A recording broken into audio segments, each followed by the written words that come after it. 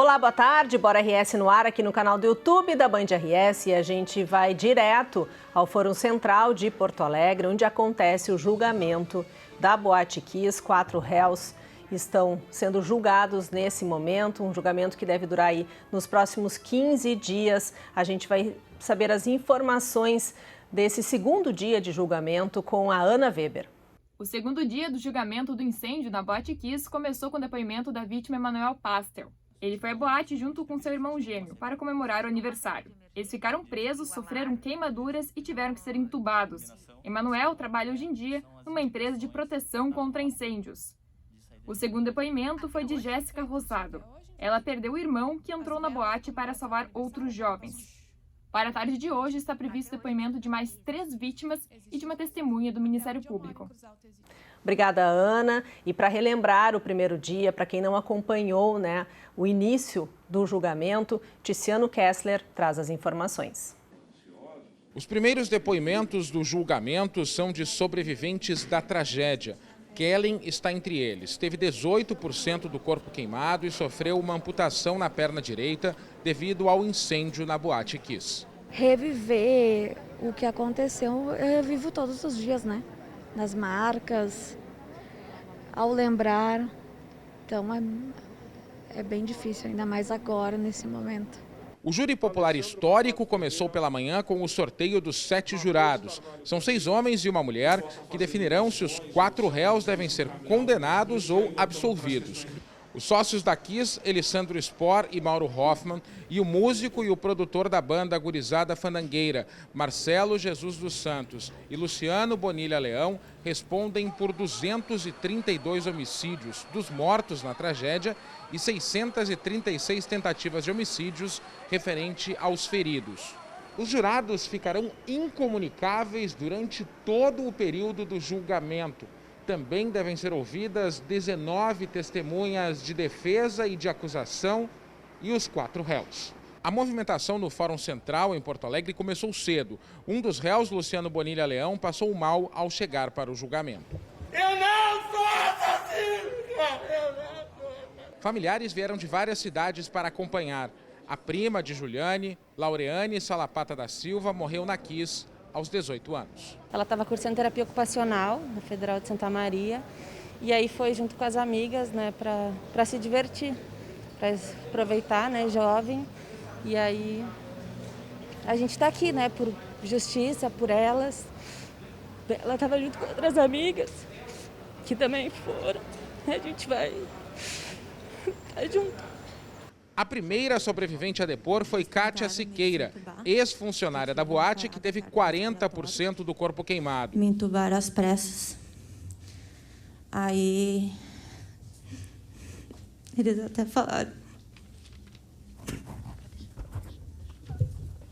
Desculpa. Enquanto ela relatava o que aconteceu na casa noturna naquela noite, o Ministério Público utilizava a recriação virtual do prédio desenvolvida para o julgamento. Essa porta mesmo só abria no final da noite.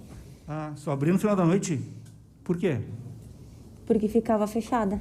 Era um labirinto. Eu mesmo trabalhava lá e quase não consegui sair.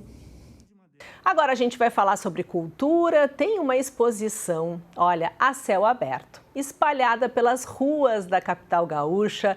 É uma arte, pintada em prédios e ficou muito bonita. Paisagem colorida até o dia 15 de dezembro. Brenda Aureli, imagens lindas do Cláudio Pato. Você acompanha agora. Entre prédios antigos e construções que fazem parte do patrimônio histórico da cidade está o coração de Porto Alegre. Aos poucos, a arte urbana vai colorindo as ruas da capital gaúcha através do projeto Arte Salva. São 4 grandes murais que a gente vai pintar esse ano. Esse mural que é do Tito Ferrara, ele está 100% pronto. Agora só falta uma parte de desmontagem dos equipamentos que a gente utilizou para pintura. A gente trouxe o projeto para o Centro Histórico, que é o coração da cidade, é um espaço democrático. E esse projeto fala muito sobre democracia de acesso à arte. Serão mais de 1.200 metros quadrados de área pintada por 4 artistas que tentam dar um pouco mais de cor à capital gaúcha. Essa ação inédita faz qualquer pessoa que anda pelo centro da cidade reduzir o passo e olhar para cima. Bruno é um dos artistas que participa dessa edição. Com um time de 3 pessoas, a obra dele, que pode ser vista na Rua Caldas Júnior, está 70% concluída. A minha ideia foi criar uma estrutura viva, digamos, respirando no meio do concreto da cidade, né? É uma paleta de cores que ela permeia todo o espectro cromático, né? Com os cinzas no fundo fazendo essa interferência que eu chamo. Cerca de 50 profissionais estão envolvidos no projeto, entre artistas, assistentes, produtores, técnicos, engenheiros e seguranças. A obra da artista Paty Rigon também está em fase de finalização. O projeto dela resolveu trazer um pouco de natureza para quem passa pela Avenida Borges de Medeiros. Quando eu fui convidada para fazer esse trabalho aqui no centro, uma das coisas que eu pensei era o que o centro precisa.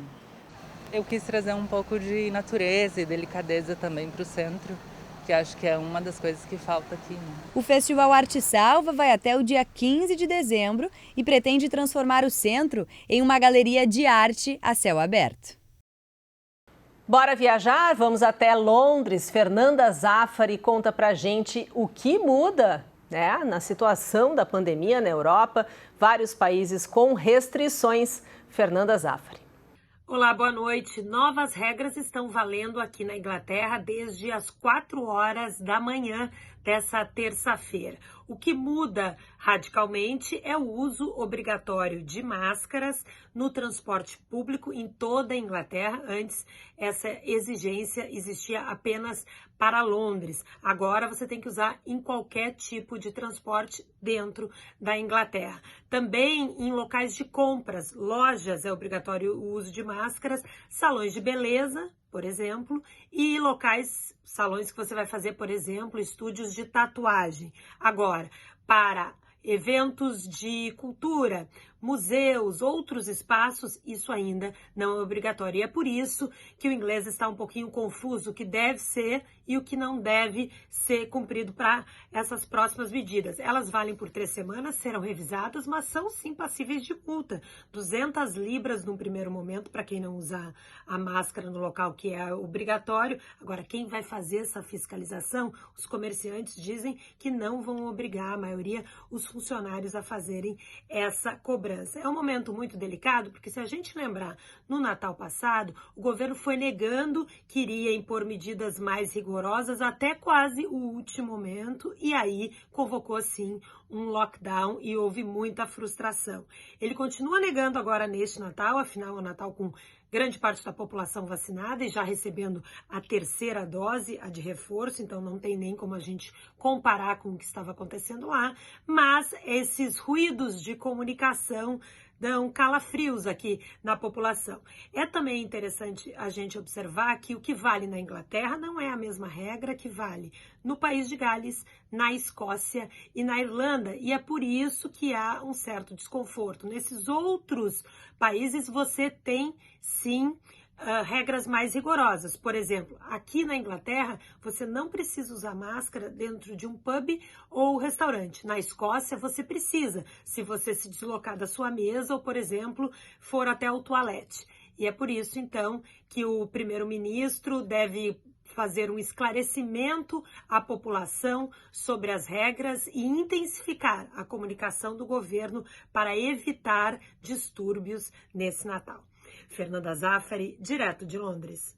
Se você quiser saber mais informações sobre o Reino Unido, sobre a Europa, procura Fernanda Zaffari aqui no YouTube. Você encontra também, acompanha a situação da pandemia na Europa no canal da Fernanda Zaffari. E a gente encerra essa edição do Bora de hoje falando sobre o preço da gasolina. A gente sabe, né? Tá alto, todo mundo que vai abastecer tem aquela surpresa, né? Tem aumentos aí que também nos pegam e nos surpreendem a cada dia. Mas olha, o Matheus Goulart conta pra gente um cartel, né, uma operação policial que descobriu aí um cartel para justamente manter o preço da gasolina.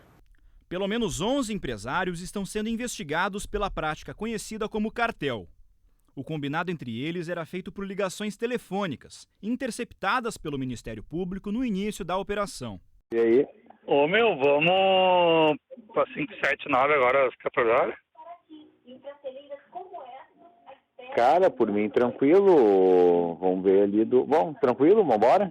A Operação Pactum, junto da Receita Estadual, cumpriu 20 mandados de busca e apreensão em postos de gasolina e nas casas de alguns dos investigados. As primeiras denúncias partiram dos próprios consumidores, mas até donos de postos procuraram as autoridades ao serem coagidos a participarem do esquema. Simplesmente eram combinações, muita coisa assim, vésperas de feriadões, quando a gente sabe que é intensificado, né, movimento nas estradas, e às vezes logo passando esses dias, terminando o feriado, às vezes havia um retorno gradual a preços anteriores e essa margem a gente está vendo, não é de agora, né? Esses altos valores estão sendo cobrados dos postos. O Ministério Público tenta identificar quantos postos estariam envolvidos. A pena para este tipo de crime varia entre 2 e 5 anos de prisão. Bora ficar juntos? Amanhã a gente se encontra aqui no canal do YouTube da Band RS. Eu te espero.